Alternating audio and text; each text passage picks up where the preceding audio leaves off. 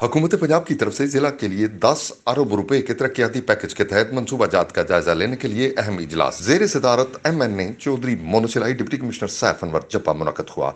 Additional deputy commissioner revenue Aamer Shahzad Khan, deputy director development Jahangir Butt दीगर महकमों के अफसरान ने शिरकत। शुरा ने माली साल के दौरान गुजरात में समाल इंडस्ट्री, एस्टेट, सीवरेज के मसाइल के हल, इंफ्रास्ट्रक्चर की तमीर के प्रोजेक्ट्स का जायजा लिया। इजलास में हदायत की गई इंजीनियरिंग डिपार्टमेंट आइंदा 30 साल की जरूरियात को मद्देनजर रखते हुए शहर के लिए जामा सीवरेज प्लान मुरतब करें।